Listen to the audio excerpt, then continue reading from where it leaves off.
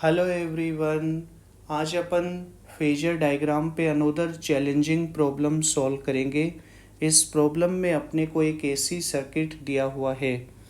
AC circuit में दो branches हैं जो पैरेलल में कनेक्टेड हैं। एक ब्रांच में कैपेसिटर सी और रेजिस्टर आर कनेक्टेड हैं।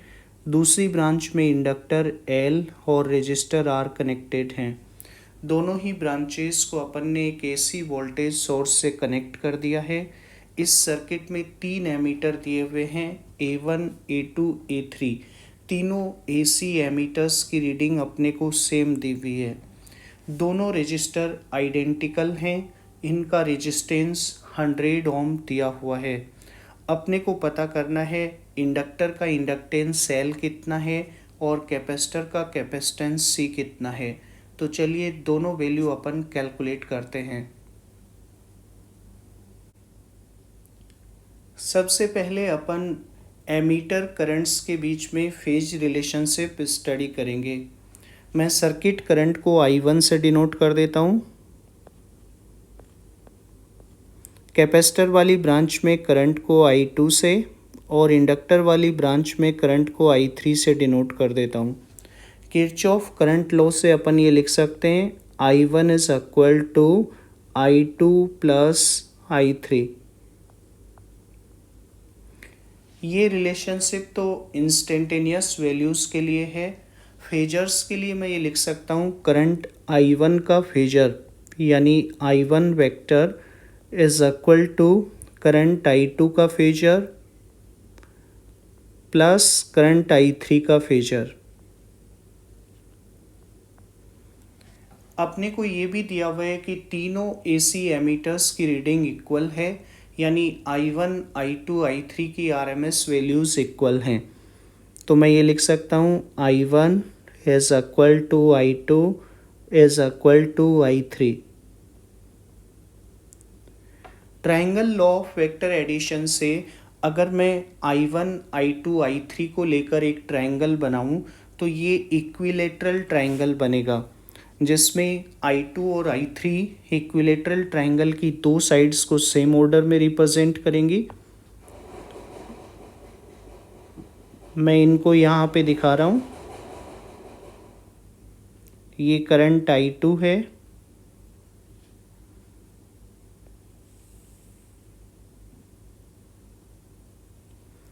ये करंट I3 और इन दोनों का सम I1 के बराबर है। तो ये हो जाएगा करंट I1। अपन ये देख सकते हैं I2 और I3 के बीच में एंगल 120 डिग्री है।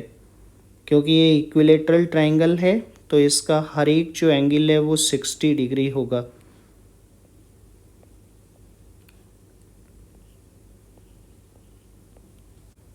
I2 और I3 के बीच के एंगल को मैं फाई से रिप्रेजेंट कर देता हूँ। फाई की वैल्यू ये आ जाएगी, फाई इज इक्वल टू 2π/3। इसको मैं इक्वेशन 1 बोल देता हूँ। साथ ही अपने को I2 और I3 का मैग्नीट्यूड भी सेम दिया हुआ है।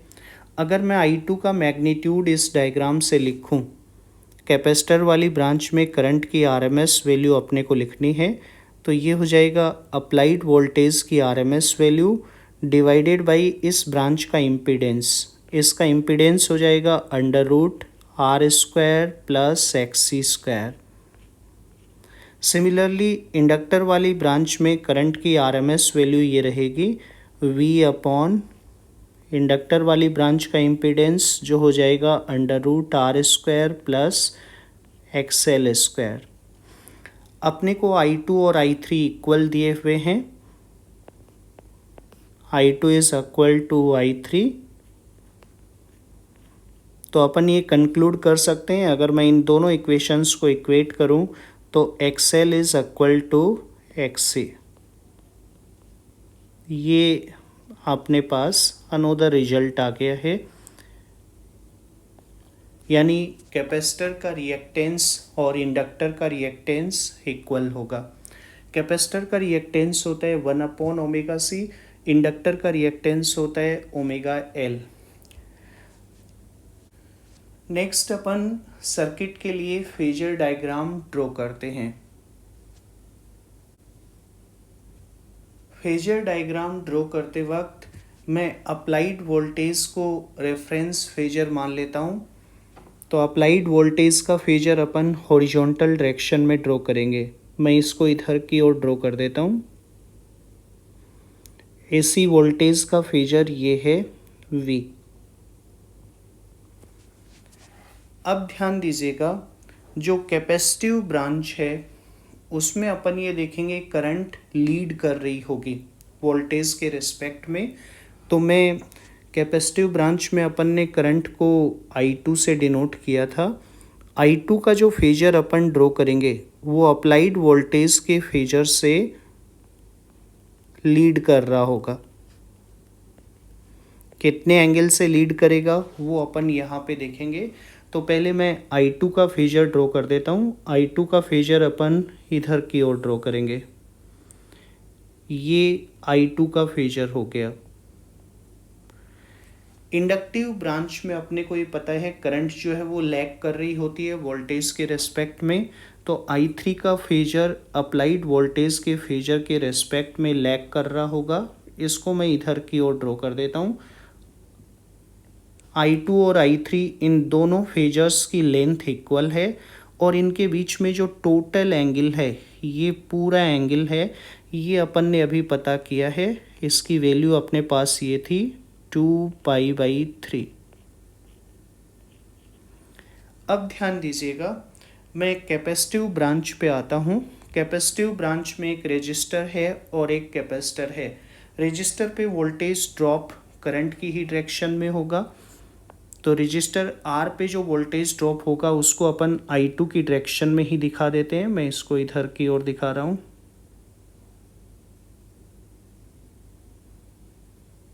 ये आपका रहेगा। इसको अपन लिख देते हैं I2 × R। कैपेसिटर पे वोल्टेज ड्रॉप करंट के रेस्पेक्ट में 90 से लैग कर रहा होता है। करंट का फेजर तो इधर की ओर पॉइंट कर रहा है, इसका मतलब कैपेसिटर पे वोल्टेज ड्रॉप का फेजर 90 से लैग कर रहा होगा, ये इधर की ओर पॉइंट कर रहा होगा। तो मैं कैपेसिटर पे वोल्टेज ड्रॉप का फेजर इधर ड्रॉ कर देता हूँ।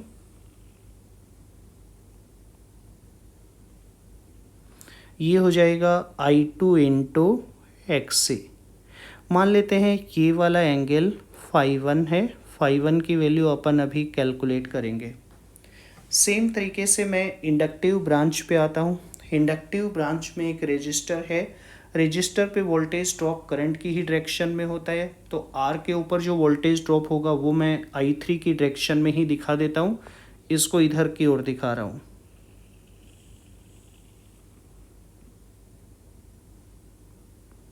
ये होगा I3 × R। इंडक्टर पे वोल्टेज ड्रॉप करंट के रेस्पेक्ट में 90 से लीड करता है। तो यहाँ पे इंडक्टर में करंट इधर की ओर पॉइंट कर रही है, वोल्टेज ड्रॉप 90 से लीड करेगा तो ये इधर की ओर पॉइंट करेगा। इंडक्टर पे वोल्टेज ड्रॉप होगा I3 × XL। इसको यहाँ पे दिखा देते हैं।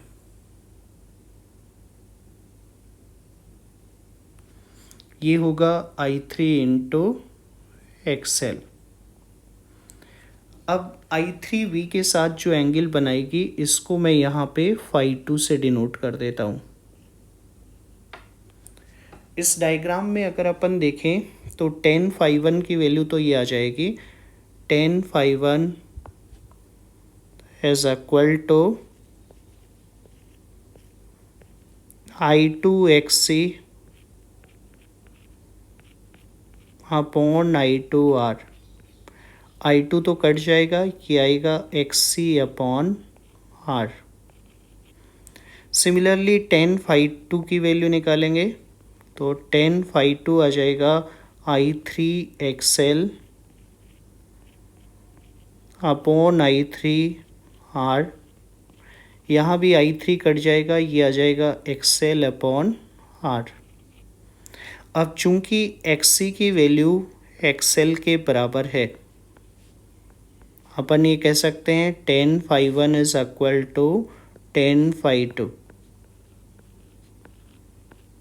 tan phi 1 की वैल्यू tan phi 2 के बराबर है, इसका मतलब phi 1 is equal to phi 2। phi 1 और phi 2 की वैल्यू इक्वल होंगी, और अगर phi 1 और phi 2 इक्वल है तो चूंकि इनका सम phi के बराबर था, phi 1 plus phi 2 is equal to phi, मैं ये कह सकता हूँ phi 1 और phi 2 दोनों की वैल्यू पाई बाई 3 के बराबर होगी। Both phi 1 and phi 2 are equal to pi by 3। अब चूंकि अपने को phi 1 और phi 2 मिल गया है, अपन tan phi 1 और tan phi 2 वाले फॉर्मूला का यूज़ करके XC और XL पता कर सकते हैं। अपने को बेसिकली L और C निकालना है, तो tan phi 1 की वैल्यू और tan phi 2 की वैल्यू दोनों ही हो जाएंगी tan 60 यानी √3। तो मैं पहले tan phi 1 की वैल्यू लिखता हूँ। tan phi 1 ये आ जाएगा tan phi 1 is equal to XC upon R and it is equal to √3। XC को लिख देता हूँ 1 अपॉन ओमेगा C, ये आ जाएगा √3 के बराबर। ओमेगा की जगह 2 पाई f लिख देते हैं, तो C की वैल्यू ये आ जाएगी C is equal to 1 upon 2 pi f √3R। C का एक्सप्रेशन तो ये आ जाएगा, अपने को R की वैल्यू 100 ओम दी हुई है, F 50 हर्ट्ज दिया हुआ है, तो ये दोनों वैल्यू रख के अपन C की वैल्यू कैलकुलेट करेंगे। उससे पहले अपन इंडक्टर की वैल्यू और देख लेते हैं। तो tan phi 2 की वैल्यू भी √3 के बराबर है। tan phi 2 XL upon R के बराबर था। XL को लिखते हैं ओमेगा L, तो omega L is equal to √3R, और यहाँ से मैं L निकाल सकता हूँ। ओमेगा की जगह 2 पाई f रख देते हैं, ये आ जाएगा √3R अपॉन 2 पाई f। अब R और F की वैल्यू पुट करके अपन C और L की वैल्यू निकाल सकते हैं। इंडक्टेंस तो ये आ जाएगा L is equal to √3R, R की जगह मैं 100 पुट कर देता हूँ, डिवाइडेड बाई 2 पाई F 50 दिया हुआ है, 100 से 100 कट जाएगा, ये आ जाएगा √3 अपॉन पाई, यानी 1.73 डिवाइडेड बाई 3.14, ये अपने पास आएगा 0.55 हेनरी। इंडक्टेंस की यूनिट होती है हेनरी। नेक्स्ट अपन कैपेसिटेंस निकालते हैं, तो C का एक्सप्रेशन ये है 1 अपॉन 2 पाई f की जगह 50 रख देते हैं, इंटू √3R, R की जगह 100 रख देता हूँ, तो इसको अपन ये लिख सकते हैं 100 अपॉन √3 पाई माइक्रोफेरेड, और ये वैल्यू अपने पास आएगी 18.4 माइक्रोफेरेड। तो ये अपने आंसर हो जाएंगे, यानी इंडक्टर का इंडक्टेंस 0.55 हेनरी है और कैपेसिटर का कैपेसिटेंस 18.4 माइक्रोफेरेड है। दोस्तों, फेजर मेथड का यूज़ करके अपन टफ प्रॉब्लम को भी आसानी से सिंप्लीफाई कर सकते हैं। अगर आप फेजर मेथड पे अपनी पकड़ बढ़ाते जाओगे तो एसी की प्रॉब्लम्स को, चैलेंजिंग प्रॉब्लम्स को सॉल्व करने में आपको ज़रा भी डिफ़िकल्टी नहीं होगी। मेरे नेक्स्ट वीडियो का इंतज़ार कीजिएगा, क्योंकि उसमें मैं एसी करंट पे अनदर चैलेंजिंग प्रॉब्लम लेकर आऊँगा। तब तक आप इस वीडियो को लाइक और शेयर कर दीजिए और फिजिक्स एजुकेटर चैनल को सब्सक्राइब कर लीजिए।